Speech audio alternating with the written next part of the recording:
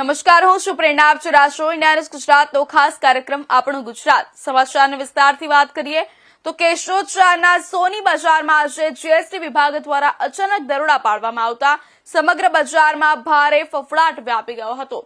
દરોડાની ખબર ફેલાતા અમુક સોની વેપારીઓએ પોતાની દુકાનો તાત્કાલિક બંધ કરી દીધી હતી અને કેટલાક વેપારીઓ દુકાનો બંધ કરીને ઘરે રવાના થઈ ગયા હતા. મળતી માહિતી મુજબ કેશોદ શહેરના જાણીતા એચએ જ્વેલર્સ તેમજ ધકાણ જ્વેલર્સ ખાતે જીએસટી વિભાગની ટીમે દરોડા પાડ્યા હતા. બંને જ્વેલર્સના શોરૂમ તથા શોપ પર વિભાગ દ્વારા ઝીણવટભરી તપાસ હાથ ધરવામાં આવી રહી છે.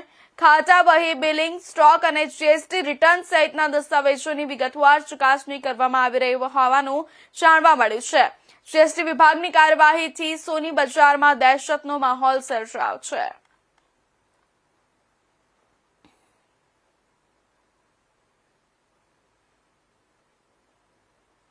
નવસારી મહાનગરપાલિકા દ્વારા આયોજિત પ્રથમ ફ્લાવર શોમાં ગિનિસ વર્લ્ડ રેકોર્ડ નોંધાયો, જેમાં 95,000થી વધુ ફૂલોનો ઉપયોગ કરીને નવસારી શબ્દની 8 ફૂટ ઊંચી અને 49 ફૂટ લાંબી પુષ્પ દિવાલ પ્રદર્શિત કરી આ સિદ્ધિ હાંસલ કરવામાં આવી. આ સૌથી મોટો ફ્લાવર વર્લ્ડ તરીકે ગિનિસ વર્લ્ડ રેકોર્ડમાં નોંધાઈ, જેના કારણે નગરપાલિકાએ આંતરરાષ્ટ્રીય ઓળખ મેળવી. કેન્દ્રીય જળ સંસાધન મંત્રી અને નવસારીના સાંસદ સી.આર. પાટીલે આ પ્રસંગને ફક્ત પુષ્પ દર્શન નહીં પરંતુ સુશાસન, ટકાઉ વિકાસ અને પર્યાવરણ સંરક્ષણ પ્રત્યે સરકારના ધ્યાનનું પ્રતીક ગણાવ્યો. 10 લાખથી વધુ છોડ, 25 જાતિના ફૂલ પાકો અને 40થી વધુ રંગોના ફૂલોનું વિભિન્ન પ્રદર્શન statue of unity, ISRO rocket અને સ્થાનિક ટાવર જેવા સ્થાપનો મોટી આકર્ષણ રહ્યા. નવસારી હવે અમદાવાદ સાથે ગિનિસ રેકોર્ડ ધરાવતી શહેરોમાં સામેલ થયું છે. મહાનગરપાલિકા દ્વારા ફ્લાવર શોમાં સમયનો ફેરફાર કરવામાં આવ્યો હતો. હવે 11:30 વાગ્યા સુધી વધારવામાં આવ્યો.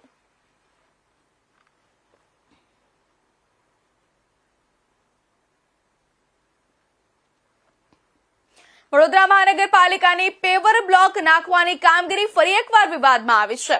માત્ર 15 વર્ષમાં ફરી નવા પેવર બ્લોક નાખવાની તૈયારી સામે સવાલો ઉઠ્યા છે. શહેરના મંગલ બજારમાં જૂના ચાલતા પેવર બ્લોક કાઢી નવા નાખવામાં આવી રહ્યા છે, જેમાં અંદાજે ₹2.5 કરોડ રૂપિયાનો ખર્ચ થવાનો છે. પાલિકાની તિજોરી ખાલી હોવા છતાં આવી કામગીરીને લઈને કોંગ્રેસે વિરોધ નોંધાવ્યો છે. કોંગ્રેસનો આક્ષેપ છે કે જ્યાં રિપેરિંગથી કામ થઈ શકે ત્યાં નવા પેવર બ્લોક નાખીને પ્રજાના પૈસાનો વેડફાટ કરવામાં આવી રહ્યો છે. આ કામગીરી સ્થાનિક કોર્પોરેટરોના સૂચનથી કરવામાં આવી રહી છે. આ મંગળ બજારનો વિસ્તાર જ્યાં સિટીનું હાર્ટ કહેવાય અને જે મધ્ય ગુજરાતનું સૌથી મોટું બજાર કહેવાય કે જ્યાં લગ્નની સિઝન ચાલી હોય, લોકો દૂર ગામડાથી આવતા હોય ખરીદી કરવા માટે. એવામાં કોર્પોરેશન અધિકારીઓને રાતોરાત સપનું આવ્યું કે આપણે મંગળ બજારમાં ભ્રષ્ટાચાર કરીએ. તો ભ્રષ્ટાચાર કરવો તો કઈ રીતે કરો? તેમની જે 5 કરોડની ગ્રાન્ટ પડી હતી રોડ ખાતામાં, એમાંથી એમને 1 કરોડ 69 લાખની ગ્રાન્ટ આ પેવર બ્લોક પાછું વાપરી. અને પેવર બ્લોકની તમે કન્ડિશન જાણો છો. પેવર બ્લોક એટલી સારી સ્થિતિમાં છે કે આવનાર 20 વર્ષ સુધી પેવર બ્લોકને કંઈ થાય નહીં. પેવર બ્લોક 80 mm છે ને ખૂબ જ સારા છે. તે છતાં પણ રાતોરાત તમને પેવર બ્લોક 80 mm ની જગ્યાએ 60 mm નાખ્યા. આ વિસ્તાર એવો છે કે જ્યાં હેવી વ્હીકલ નથી આવતા, મોટી મોટી ગાડીઓ નથી આવતી અને પેવર બ્લોકની કન્ડિશન સારી છતાં પણ રાતોરાત આ પેવર બ્લોક બદલી શું કામ થયું એ મુખ્ય સવાલ છે. અમારા ત્યાંના કમિશનર અરુણ મહેશ બાબુ જે 65 લાખના લાઈવ કોન્સર્ટ કરતા હોય, સંગીત પ્રેમી, નૃત્ય પ્રેમી બતાવતા હોય અને ગરબાના તાલે ઝૂમતા હોય, એ 60-70 લાખનો ખર્ચો અહીંયા ડ્રેનેજ સિસ્ટમ પાછળ કર્યો હોત તો જનતાને શુદ્ધ ચોખ્ખું પીવાનું પાણી મળતું અને વરસાદના સમયમાં. જૂનાગઢના ભવનાથ ક્ષેત્રમાં સુદર્શન તળાવની આસપાસ ગેરકાયદેસર કબજાઓ સામે તંત્ર દ્વારા ડિમોલેશન કાર્યવાહી હાથ ધરવામાં આવી છે. ત્યારે મહાશિવરાત્રીના ધાર્મિક મેળાને ધ્યાનમાં રાખીને આ કાર્યવાહી હાથ ધરવામાં આવી છે. જણાવી દઈએ, જૂનાગઢના ભવનાથ ક્ષેત્રમાં સુદર્શન તળાવની આસપાસ ગેરકાયદેસર કબજાઓ સામે ડિમોલેશન કાર્યવાહી હાથ ધરવામાં આવી છે. ત્યારે મહાશિવરાત્રીના ધાર્મિક મેળાને ધ્યાનમાં રાખીને કાર્યવાહી કરવામાં આવી. દરમિયાન સાધુ શિવગીરીના ગેરકાયદેસર ઘરને તોડી પાડવામાં આવ્યું, જે અંગે સ્થાનિકો અને પ્રવાસીઓએ ત્રાસ હોવાની ફરિયાદો હતી. ડિમોલેશન દરમિયાન તેના ઘરમાંથી 60 જેટલા હથિયારો મળી આવ્યા, જેને લઈને પોલીસ દોડતી થઈ ગઈ. પોલીસે તમામ હથિયારો જપ્ત કરી સાધુ શિવગીરીની અટકાયત કરીને વધુ પૂછપરછ શરૂ કરી છે. ભવનાથ વિસ્તારમાં મહાશિવરાત્રી મહામેળો થવા જઈ રહ્યો છે, ત્યારે માનનીય કલેક્ટર સાહેબના માર્ગદર્શન નીચે વહીવટીતંત્ર કામ કરી રહ્યું છે. ત્યારે ભવનાથ વિસ્તારમાં આવેલા દબાણો તોડી પાડવાની સૂચના હોય આ વિસ્તારમાં જેટલા દબાણો હતા એ તોડી પાડવાની કામગીરી ચાલુ છે. આ દરમિયાન અહીં શિવગીરી ગુરુ જયદેવગીરી નામનો એક સાધુનો વેશ પહેરીને એક વ્યક્તિ દબાણ કરીને સુદર્શન તળાવની પાળે રહેતો હતો. તો એનું પણ સરકારી જગ્યામાં દબાણ હતું, એ દબાણ પણ તોડી પાડવામાં આવ્યું છે. આ જે સાધુ હતો એ અહીંયા આવતા ટુરિસ્ટોને હેરાન કરતો, મારતો, એમના હાથ ભાંગી નાખે, આ ઉપરાંત એમને પરેશાન કરતો અને એમનાથી સમગ્ર વિસ્તારમાં વ્યાપારી અને તમામ જે રહેવાસીઓ છે એમની ફરિયાદ હતી કે એમનો ખૂબ ત્રાસ છે, ખૂબ માથાભારે અને ભયજનક માણસ છે અને કોઈ પર હુમલો કરતાં ક્યારેય ખચકાતો નથી. એટલે આજે આ વ્યક્તિ છે એનું દબાણ છે એ તોડી પાડવામાં આવ્યું છે અને એના ઉપર જે સર્ચ કર્યું તો એના ઘરમાંથી 50-60થી વધારે હથિયારો પણ મળી આવ્યા છે. આ તમામ હથિયારો કબજે લઈ અને પોલીસને સોંપવામાં આવેલા છે અને એના ઉપર ગુનો દાખલ કરવામાં આવેલો છે અને આગામી સમયમાં આ વ્યક્તિ વિરુદ્ધ તડીપારની કાર્યવાહી પણ કરવામાં આવશે. આગામી મહાશિવરાત્રિના મેળાને લઈ ભવનાથ વિસ્તારમાં એસડીએમ શ્રીની અધ્યક્ષતામાં જે ગેરકાયદેસર દબાણો જે થયેલા છે તેને દૂર કરવાની ઝુંબેશના ભાગરૂપે ગઈકાલે સાંજના સમયે સુદર્શન તળાવ પાસે ભવનાથમાં આવતા શ્રદ્ધાળુઓ મારફતે પણ ફરિયાદ મળેલી કે અહીંયા એક શિવગીરી ગુરુ જયદેવગીરી મહારાજ, તેમનો શિષ્ય આ શિવગીરી છે, તે કેટલાક શ્રદ્ધાળુઓને પણ હેરાન કરે છે અને તેમનું જે બાંધકામ છે તે ગેરકાયદેસર સરકારી જગ્યામાં કરવામાં આવેલું છે. આ ફરિયાદના આધારે એસડીએમ સાહેબશ્રીની અધ્યક્ષતામાં ભવનાથ પીએ અને તેમની ટીમને સાથે રાખી અને ત્યાં ચેક કરવામાં આવેલું તો તેમને ત્યાંથી મોટા પ્રમાણમાં ધારિયા, તલવારો, કુહાડી એવા હથિયારો મળી આવેલા છે. આને ધ્યાને રાખીને ભવનાથ પોલીસ સ્ટેશનમાં જીપી એક્ટ 135 મુજબ જાહેરનામા ભંગનો ગુનો દાખલ કરવામાં આવેલો છે. તેમજ આ જે આરોપી છે તે ગુનાહિત ઇતિહાસ ધરાવે છે. અગાઉ પણ તેના વિરુદ્ધ 360 દાખલ થયેલી છે. સાથે સાથે મારામારીના પણ ગુનાઓ દાખલ થયેલા છે અને કેટલીક નાની ફરિયાદો પણ તેના વિરુદ્ધ આવતી રહેશે. અગાઉ પણ તેને ભવનાથ વિસ્તારમાંથી તડીપાર કરવામાં આવેલો છે. આગામી મેળાને ધ્યાને રાખી અને ભવનાથ પોલીસ સ્ટેશન દ્વારા આ મહાશિવરાત્રિના મેળાને ધ્યાને રાખીને તેમને તડીપાર કરવા માટેની દરખાસ્ત. ડભોઈ તાલુકાના નડા ગામે આયુર્વેદિક ઔષધિ કેન્દ્ર, નવીન સ્મશાન ગૃહ, સ્મશાનમાં પેવર બ્લોક, સ્મશાન જેવા આરસીસી રોડ, આંગણવાડી કમ્પાઉન્ડ વોલનું ધારાસભ્ય શૈલેષ મહેતાના હસ્તે ખાતમુહૂર્ત કરવામાં આવ્યું હતું. ડભોઈ તાલુકાના નડા ગામે ₹13.95 લાખના ખર્ચે નિર્માણ થનાર આયુર્વેદિક ઔષધિ કેન્દ્ર, નવીન સ્મશાન ગૃહ, સ્મશાનમાં પેવર બ્લોક, સ્મશાન જેવા આરસીસી રોડ, આંગણવાડી કમ્પાઉન્ડ વોલનું ખાતમુહૂર્ત ડભોઈના ધારાસભ્ય શૈલેષભાઈ મહેતાના હસ્તે કરવામાં આવ્યું હતું. આયુર્વેદિક ઔષધિ કેન્દ્રના નિર્માણથી નડા ગામ તેમજ આસપાસના ગામોના લોકોને આયુર્વેદિક સારવાર સાથે પંચકર્મ સારવારનો લાભ મળશે.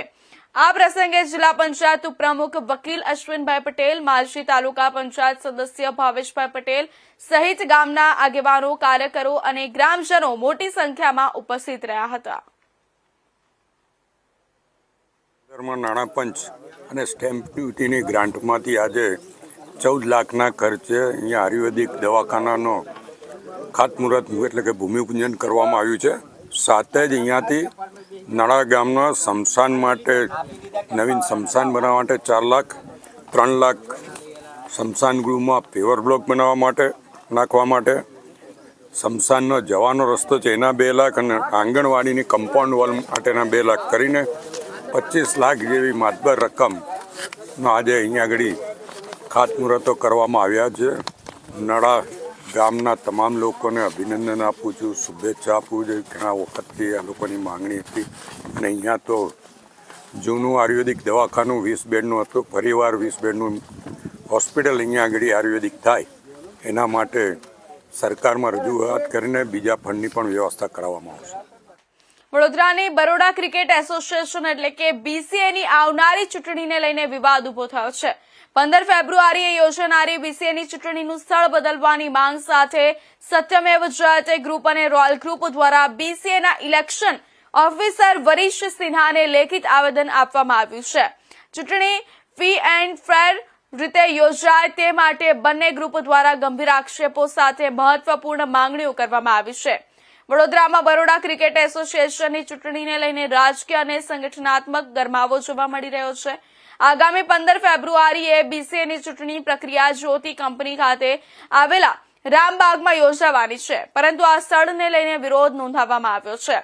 રોયલ ગ્રુપ અને સત્યમેવ જયતે ગ્રુપે ચૂંટણી અધિકારી વરીશ સિન્હાને લેખિત રજૂઆત કરી જણાવ્યું કે જે સ્થળે ચૂંટણી યોજાવાની છે તે સ્થળ હાલના સત્તાધીશો સાથે પ્રત્યક્ષ અથવા પરોક્ષ રીતે જોડાયેલું હોવાનું કહેવાય છે. આવી સ્થિતિમાં ચૂંટણી પ્રક્રિયા પર અસર પડી શકે છે અને નિષ્પક્ષ માહોલમાં ચૂંટણી યોજવાની શક્યતા ઘટે છે. તેથી ફ્રી એન્ડ ફેર ચૂંટણી સુનિશ્ચિત કરવા માટે ચૂંટણી સ્થળ બદલવામાં આવે તેવી માંગ કરવામાં આવી છે. નોંધનીય છે કે જ્યોતિ કંપનીની શેર હોલ્ડર તેજલ અમીન છે, જે રિવાઇવલ તરફથી ફાઇનાન્સ કમિટીના ઉમેદવાર છે, જેના કારણે હિત સંઘર્ષની આશંકા વ્યક્ત કરવામાં આવી છે.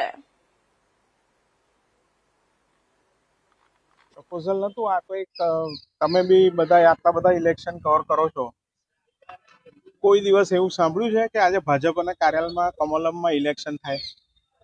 તો આ એ પ્રકારની સ્થિતિ છે કે એમના જ ઘરમાં, એમના જ કમ્પાઉન્ડમાં, જેના જ્યોતિ લિમિટેડની પ્રોપર્ટી છે, એમાં ઇલેક્શન કરી રહ્યા છે. શું તમે જ કહો એ વસ્તુ યોગ્ય છે? તો આ મુદ્દો મુખ્ય મુદ્દો છે. એના સિવાય એમાં શું થાય કે જ્યોતિ ગાર્ડન્સ કે રામબાગ જે કહીએ છીએ એમાં એ લોકો ઇલેક્શન કરી રહ્યા છે અને પછી એલેમિકના લોકો જ વોલેન્ટિયર તરીકે એમાં હોય છે, જે જરા પણ યોગ્ય નથી, તદ્દન ખોટું થઈ રહ્યું છે. એમના જ માણસો જો ઇલેક્શન પ્રોસેસ કરાવવાના હોય તો આ ઇલેક્શનનો કોઈ મતલબ નથી રહેતો. તો અમે એ જ રિક્વેસ્ટ કરવા આવ્યા છે.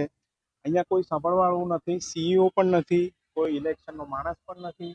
અમે રિક્વેસ્ટ કરી છે એમને કે તમે આવીને અમને સાંભળો, અમારી જોડે વાત કરો. કોઈ વાત કરવા બી તૈયાર નથી. તો આ પ્રકારની સ્થિતિ આવી છે, જે ખરેખર દુઃખદાયક છે કે ઇલેક્શન તમે કરાવો છો તો એ વસ્તુ એવી રીતે થવી જોઈએ કે ટ્રાન્સપરન્સી હોવી જોઈએ. આ વિષયને લઈને તમે મેલ પણ કર્યો હતો થોડા દિવસ બહુ જ અગાઉ. બધા મેલ કર્યા છે. અમે એમને રિક્વેસ્ટ કરી હતી.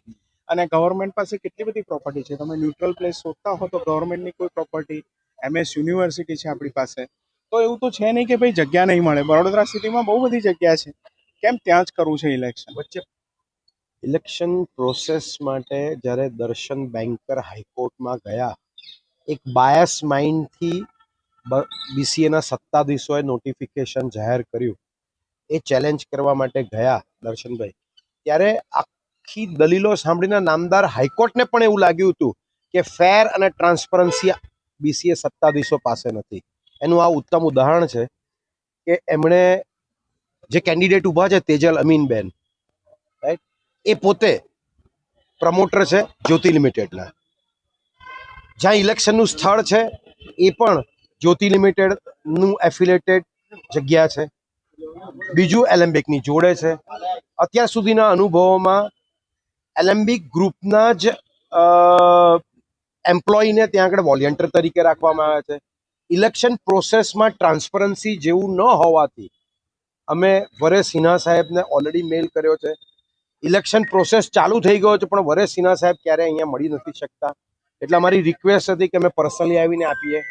બીજું કે મેમ્બર્સ લિસ્ટ જે બહાર પાડ્યું છે, એમણે બાયોમેટ્રિક કાર્ડ જ્યારે બનાવ્યા ત્યારે મેમ્બરના ઈમેલ ID, મોબાઈલ નંબર બધું જ લીધું હતું અને એના પરથી બાયોમેટ્રિક કાર્ડ બનાવ્યા છે.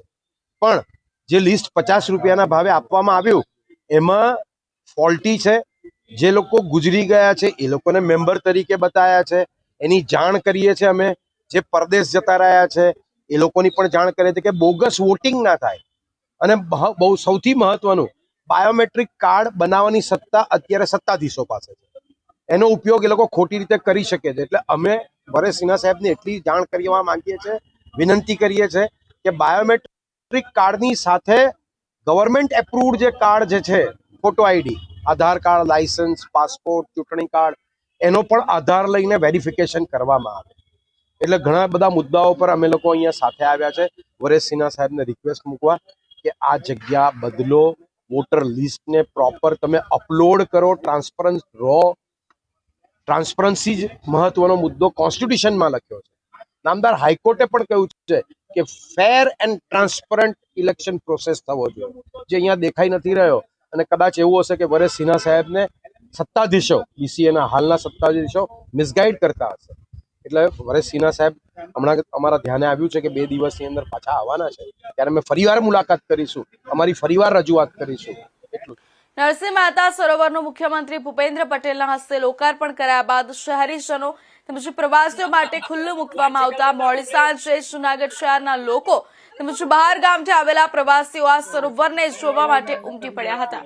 પરિવાર સાથે આવેલા પ્રવાસીઓએ નરસિંહ મહેતા સરોવરને નિહાળ્યા બાદ અંદર આવેલા બાળકો માટેના ગાર્ડનમાં બાળકોની મોજ મસ્તીની સાથે સાથે લાઇટિંગથી ઝળહળતા આ સરોવરથી અંદર ફોટો ક્લિક કરી એક યાદગીરી સાથે રાખતા નજરે પડ્યા હતા.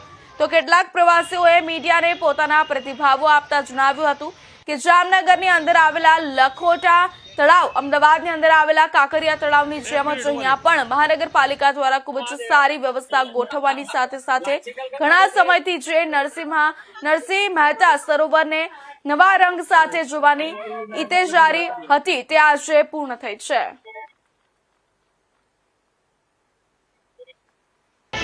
મારું નામ અર્જુન કૃષ્ણ આહિર છે. હું જુનાગઢથી જ બોર્ન એન્ડ બોટમ છું.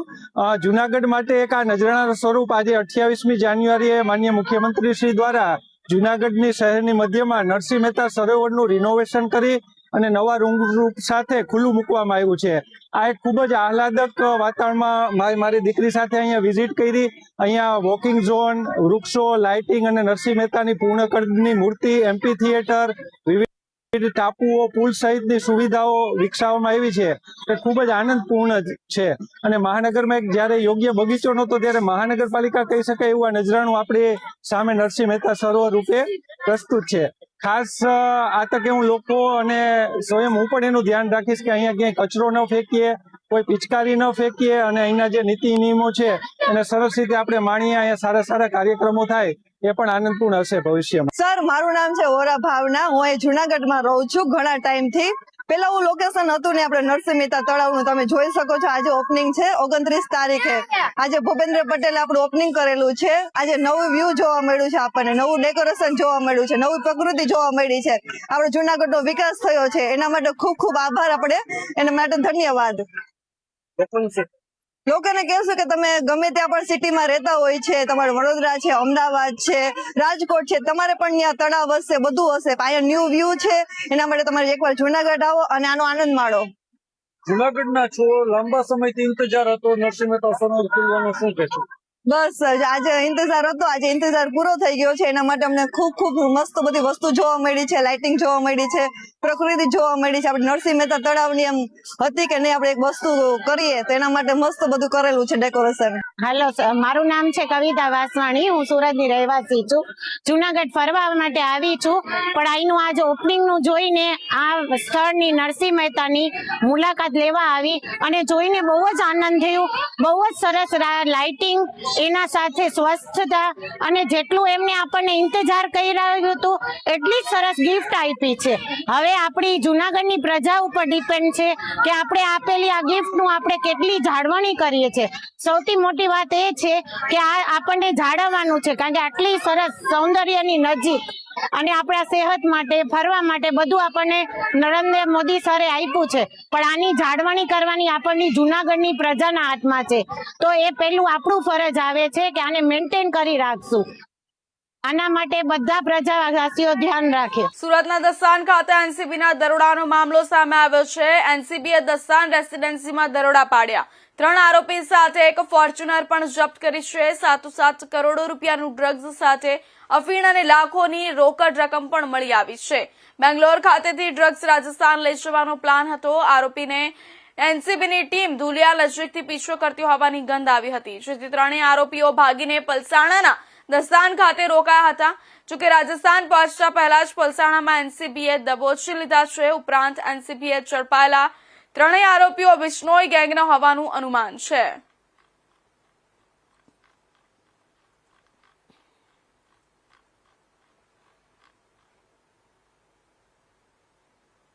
રાજકોટના જંગલેશ્વર વિસ્તારમાં ચાલી રહેલા મેગા ડિમોલેશનના મુદ્દે સ્થાનિકોમાં ભારે રોષ જોવા મળ્યો છે. મોટી સંખ્યામાં અસરગ્રસ્ત લોકો કલેક્ટર કચેરીએ પહોંચીને પડાવ નાખ્યો હતો. નાડોદા નગર, રાધાકૃષ્ણ પાર્ક, જંગલેશ્વર સોસાયટી અને એકતાનગર સહિતના વિસ્તારોના રહીશો વિરોધમાં જોડાયા હતા. એક મહિલાએ એક પગ ન હોવા છતાં વોકર સાથે કલેક્ટર કચેરી પહોંચીને રડતા અવાજે કહ્યું કે અમારું ઘર તૂટશે તો અમે ક્યાં જઈશું. આહિર કોળી ભરવાડ સમાજ અને મુસ્લિમ સમાજના અનેક મકાનો કપાતમાં જતા ભારે આક્રોશ જોવા મળી રહ્યો છે. તમારી વાત સાંભળી કોઈ નથી સાંભળતો. અમારી વાત કોઈ સાંભળતું જ નથી. મારી ઈ જ માંગ કે ઘરની સામે ઘર, ઘરની સામે અમારે અને કામને મુદત આપો બસ. કારણ કે અમે ક્યાં જાય બધા બા કામ કરી બિચારા આશરા બનાવ્યા છે, ક્યાં જાય. કેટલા વર્ષથી તમે અહીંયા રહો છો? અમે રહી છીએ 60 વર્ષ થયા સર. હવે શું માંગ છે બેન તમારી? અમારે ઘરની હાટે. કેન્દ્ર સરકારના આવનાર સંસદીય બજેટ સત્રમાં વડાપ્રધાન નરેન્દ્ર મોદીના નેતૃત્વની એનડીએ સરકારના કેન્દ્રીય નાણામંત્રી નિર્મલા સીતારમણ દ્વારા કેન્દ્રીય બજેટ 2024-27 રજૂ થનાર છે. જે સંદર્ભે ગુજરાત પ્રદેશ ભાજપા દ્વારા પ્રદેશ અધ્યક્ષ જગદીશ વિશ્વકર્માની પ્રેરક ઉપસ્થિતિમાં પ્રી બજેટ વર્કશોપનું આયોજન પ્રદેશ કાર્યાલય શ્રી કમલમ ખાતે આજે કરવામાં આવ્યું હતું. આ વર્કશોપમાં સીએ ઇન્સ્ટિટ્યૂટ ઓફ ઇન્ડિયાના પૂર્વ અધ્યક્ષ અનિકેત તલાટી અને જાણીતા આર્થિક વિશેષજ્ઞ બ્રેન વકીલ દ્વારા પીપીટી પ્રેઝન્ટેશન થકી વિશેષ માહિતી અને માર્ગદર્શન આપ્યું હતું. આ વર્કશોપમાં ગુજરાતભરમાંથી ભારતીય જનતા પાર્ટીના આગેવાનો કાર્યકર્તાઓ ઉપસ્થિત રહેશે. સાથે આર્થિક બાબતના જાણકાર તેમજ સીએ પણ ઉપસ્થિત રહ્યા હતા.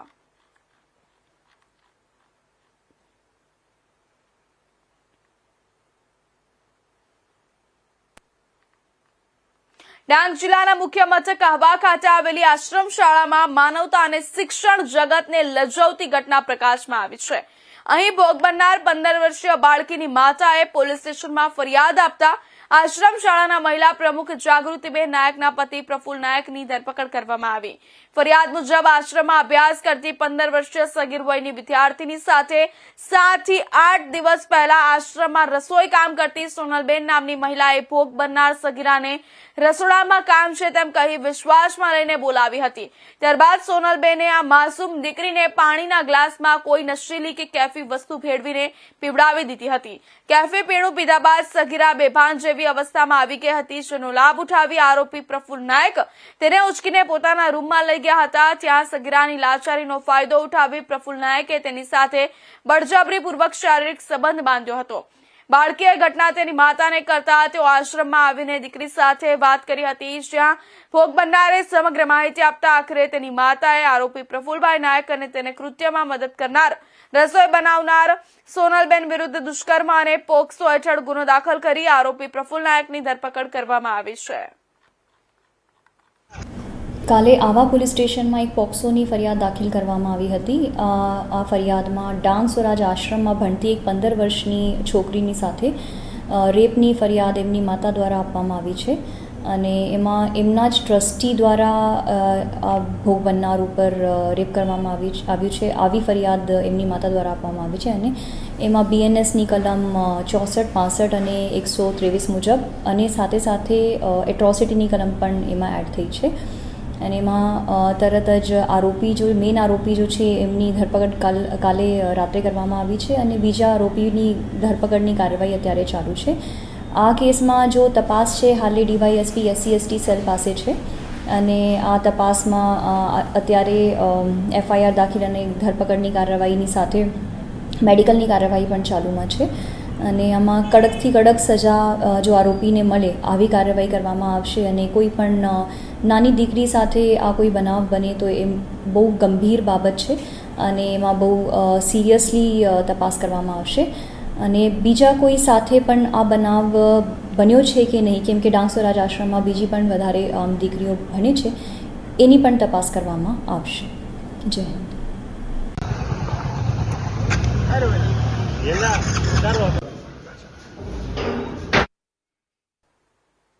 અમદાવાદ ક્રાઇમ બ્રાન્ચ અને ગુજરાત ATSએ જોઈન્ટ ઓપરેશન કરી બાળ તસ્કરીના મોટા રેકેટનો પર્દાફાશ કર્યો છે, જેમાં હિંમતનગરથી ખરીદેલું એક નવજાત શિશુને હૈદરાબાદમાં વેચવા જતી એક મહિલા સહિત 3 શખ્સને ઝડપી પાડ્યા છે.